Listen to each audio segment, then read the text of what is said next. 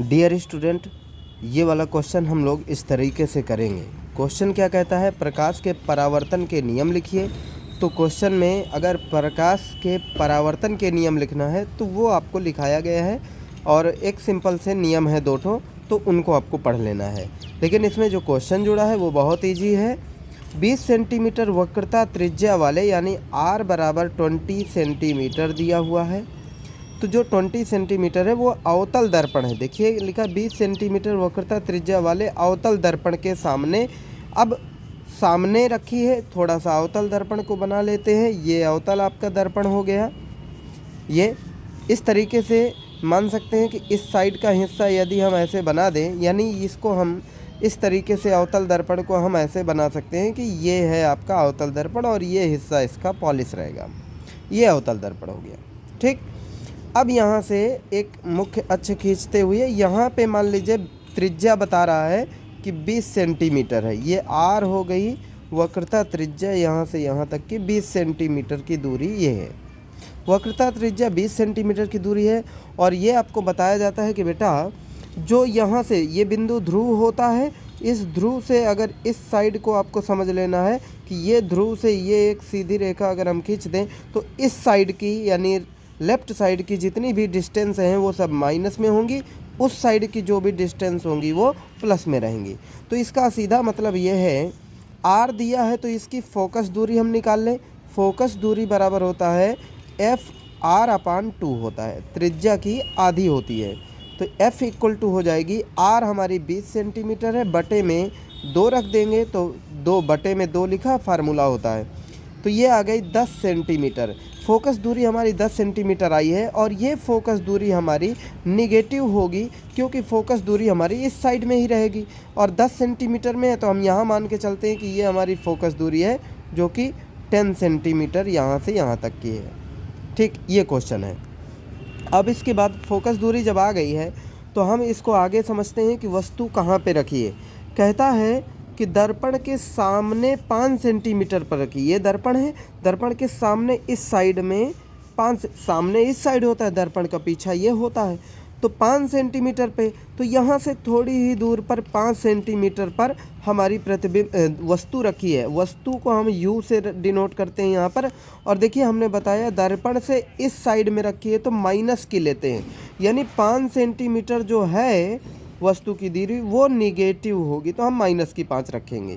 ठीक, अब हमें V निकालना है कि प्रतिबिंब कहाँ पर बनेगा। B आपका प्रतिबिंब कहाँ पर बनेगा, क्वेश्चन मार्क है। तो हम इसी में अब लगाएंगे फार्मूला, दर्पण फार्मूला लगाएंगे तो 1/f इक्वल टू 1/b। अब प्लस में होता है, लेंस सूत्र होता है तो माइनस होता, ये प्लस में रहेगा, 1/u आपका हो जाएगा। 1/f दिया है, 1/f, f आपका 10 सेंटीमीटर है वो भी माइनस में है, बराबर 1/v आपको फाइंड करना है, प्लस 1/u। u आपका दिया हुआ है माइनस का 5 सेंटीमीटर, क्योंकि इस साइड में वस्तु है माइनस में रखी जाएगी तो माइनस का 5 सेंटीमीटर ये आपका रखा जाएगा, माइनस का 5 सेंटीमीटर। अब इसको सॉल्व कर लेना है तो यहाँ पे ये वाली संख्या प्लस माइनस का माइनस हो जाएगी, यानी ये संख्या पूरी 1/5 माइनस की है, इस साइड में आएगी तो प्लस में हो जाएगी। तो हम लिख सकते हैं 1/-10 प्लस में हो जाएगी 1/5 बराबर 1/v। यदि इसको सॉल्व किए तो एलसीएम ले लेंगे, 10 और 5 का आया 10, फिर 1 आ जाएगा वो भी माइनस का, फिर प्लस है 2 आ जाएगा प्लस का। अब इक्वल टू 1/v हो जाएगा। ये देखिए प्लस का 1 बचेगा और बटे में 10, क्योंकि ये -1 और ये प्लस का 2 है, प्लस का 1 बचेगा, 1/10 हो जाएगा। हम यहाँ पे लिख देते हैं 1/10 इक्वल टू 1/v। v आप पलट दीजिए या क्रॉस मल्टीप्लिकेशन जो आपकी इच्छा हो, v पलट देंगे ये संख्या पलट जाएगी तो इक्वल टू हो जाएगा v इक्वल 10 सेंटीमीटर। अब ये 10 सेंटीमीटर हमारा प्लस का आया है, इसका सीधा मतलब है ये मिरर के इस साइड बनेगा। 10 भाई यहाँ से ये जो दूरी होती है इससे इधर की पॉजिटिव वैल्यू होती है। हमारी जो B आई है 10 सेंटीमीटर वो प्लस की आई है, हमारी इस साइड में वैल्यू जाएगी। इसका मतलब यहाँ से हमारा दर्पण से 10 सेंटीमीटर दूरी पर 10 सेंटीमीटर दूरी पर प्रतिबिंब दर्पण के पीछे बनेगा।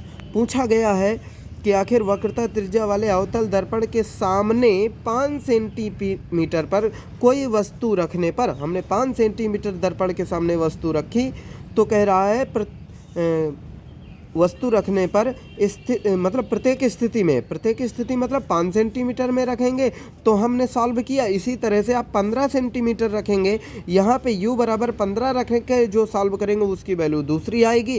कहाँ और कैसे बनेगा, आपने देखा कहाँ बनेगा, तो दर्पण के पीछे बनेगा। कैसे बनेगा, 10 सेंटीमीटर पीछे बनेगा, 10 सेंटीमीटर पीछे बनेगा, ठीक है। और दर्पण के पीछे है तो आभासी बनेगा। और बाकी आपको बताया गया है कि अवतल दर्पण में किस प्रकार से आभासी बनते हैं, उल्टा बनता है कि सीधा बनता है, ये सब आपको देख लेना है। बाकी आपका ये आंसर हुआ 10 सेंटीमीटर आपका आया है V। जब 5 सेंटीमीटर इस्तेमाल करते हैं आपको स्थिति में 5 सेंटीमीटर, और 15 पर रखेंगे तो आप यहाँ पे 15 रख करके सॉल्व करिएगा, आपका आंसर आ जाएगा। ठीक है, थैंक यू।